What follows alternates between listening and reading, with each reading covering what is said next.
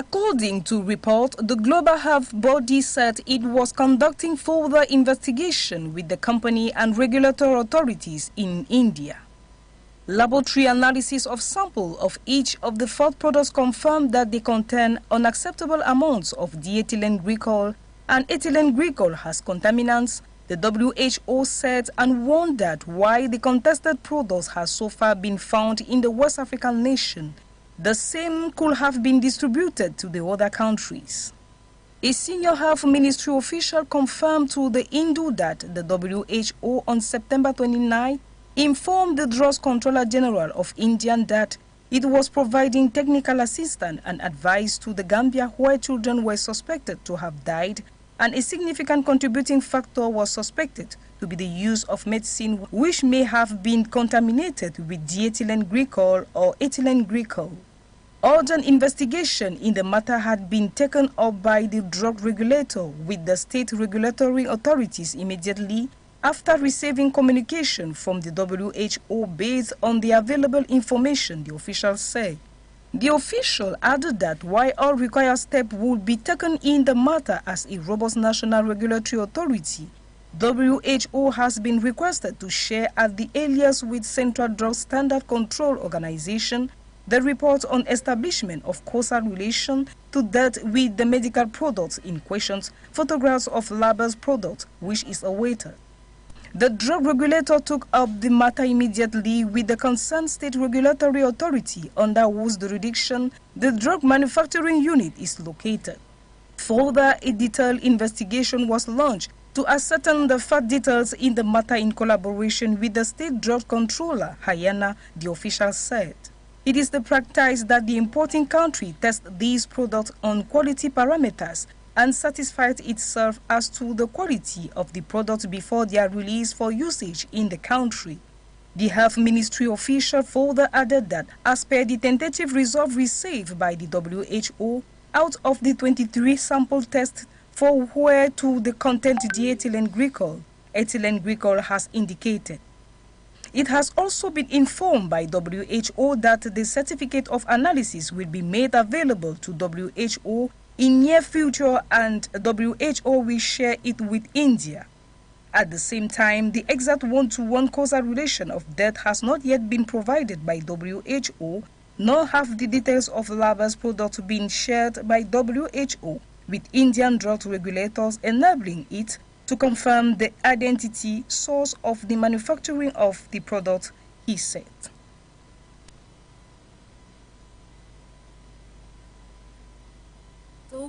After Paul Henry Damiba was removed in the West African country's second military coup in less than 9 months.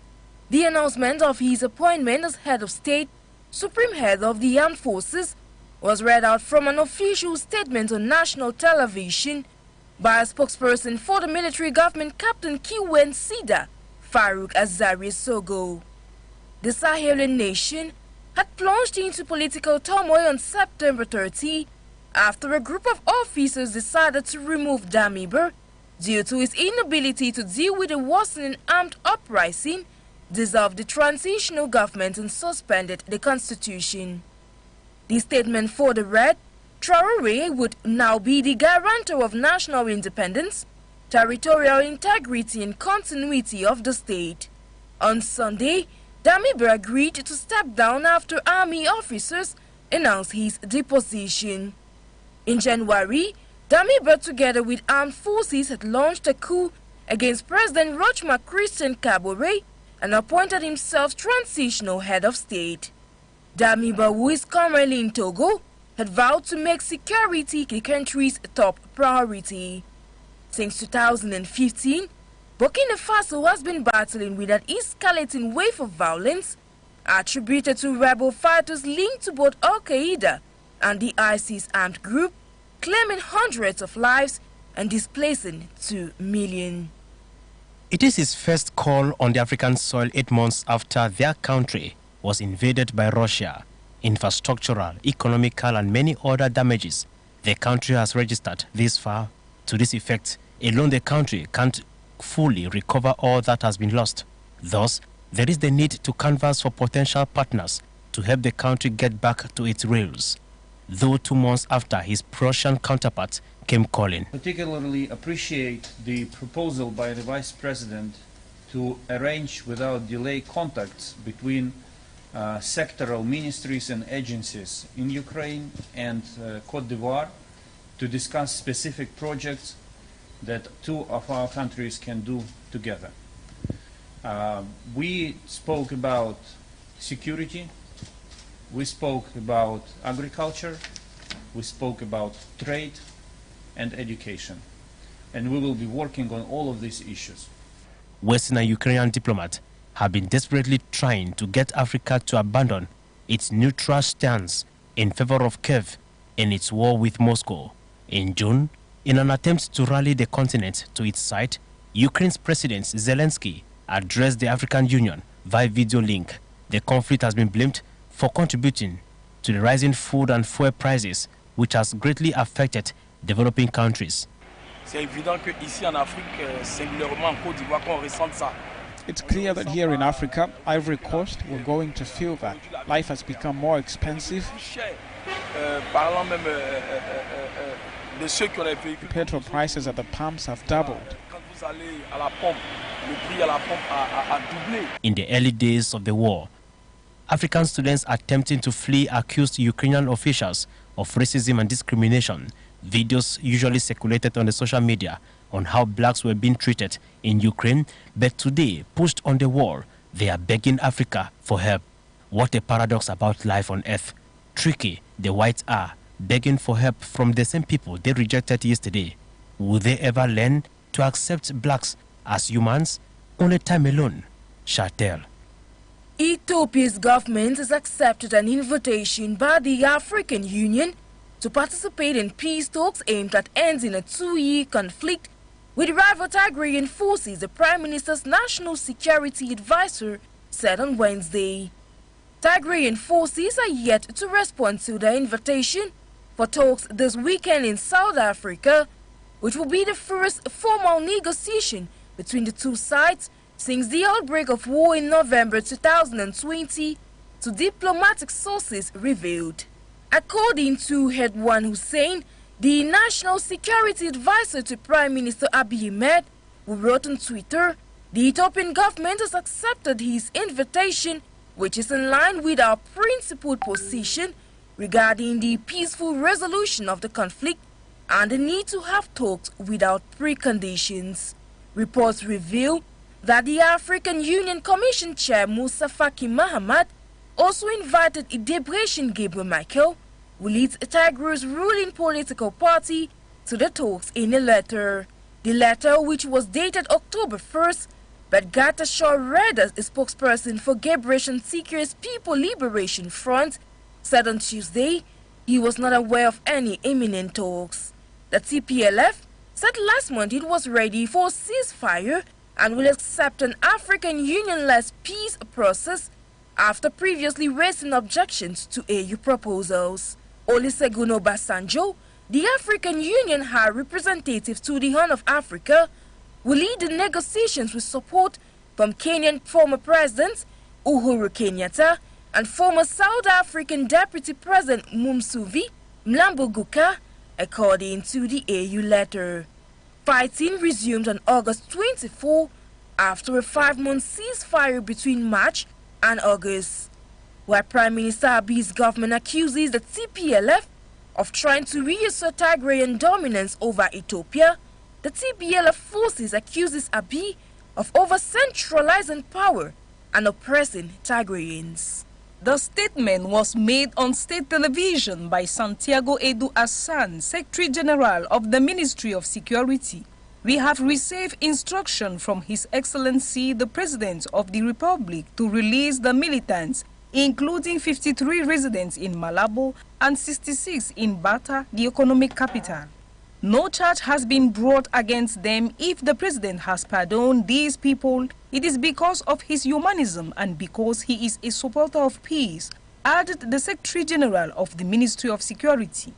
In a statement released earlier this week, the Security Ministry said security forces deployed non-lethal means during the assault on the headquarters of the opposition party Citizen on the vigil. adding that 4 militants died by inhalation of tear gas as well as a policeman during the operation. An operation that led to the arrest of 150 supporters, including that of the leader of the Citizen for the Future Party, Gabriel C. Obiang, former military chief of staff of the head of state, Teodoro Obiangema Bazogo. The leader of the opposition party, Citizen for the Future, C. Obiang, has threatened in recent days to take to the street with his activists if the government does not allow him to participate in the legislative and presidential elections of November 20, 2022. Lesotho citizens voted in a parliamentary election on Friday that political analysts said could see the ruling party lose power after years of political instability that the Southern African mountainous kingdom's lawmakers have failed to resolve. The election went ahead despite a deadlock in parliament on a whole gamut of major constitutional reforms that were meant to be enacted ahead of the vote in a bid to bring order to Lesotho's fractious politics. The All Basotho Convention, ABC, has ruled the country of 2.14 million people since 2017, but divisions within the party have given it 2 prime ministers over 5 years. Defections have left the party vulnerable to its opposition rivals, the Democratic Congress DC and the New Revolution for Prosperity RFP. Some voters who turned up early at the polling stations said they hope to influence a change of government. In 2020, the ABC leader Thomas Thabane stepped down as prime minister after being charged with the murder of his ex-wife. He denied all wrongdoings and the charges were later dropped. His successor, Mosketi Majoro, declared a state of emergency in August after lawmakers failed to pass constitutional reforms to amend the role of political parties, the appointment of senior officials and the role of the prime minister. The reforms were not meant to make Lesotho less prone to political logjams, but got struck into one themselves. Last month, Lesotho's highest court ruled the state of emergency unconstitutional. The ABC has selected another leader, former health minister, to contest for its ticket. Acting Director Ahmed Ogwell told journalists on Thursday that the 3 countries that suffered the devastating West African outbreak of Ebola in 2014, 2016, Sierra Leone, Guinea and Liberia had also been invited to the October 12 meeting. The current Ebola outbreak in central Uganda has a 69% case death rate, which Ogwell called very high, and 4 health workers are among 10 people confirmed to have died of Ebola. There have been 43 confirmed cases. None has been in the capital Kampala. Ugandan scientists and their partners abroad are looking to deploy one of 2 possible vaccines against the Sudan strain, the WHO representative to Uganda told reporters Thursday. But there are only 100 doses for the vaccine from the Sabin Vaccine Institute, said Jonas Teguen Walden Mariam. Ogwell of the Africa CDC said health workers were exposed to Ebola at the beginning of the outbreak when we did not know what we were dealing with, and he dismissed the suggestion that the infection signaled the outbreak was getting out of hand. He said more than 860 active contacts have been listed and at least 78% of them are being monitored, a situation that has almost doubled from a week ago. The Africa CDC said it has procured 20,000 test kits that should arrive early next week for the region, and it will ship stockpile of personal protective equipment next week. Uganda has had multiple Ebola outbreaks, including one of 2,000 that killed more than 200 people. Ebola first appeared in 1976 in 2 simultaneous outbreaks in South Sudan and Congo, where it occurred in a village near the Ebola River, after which the disease is named.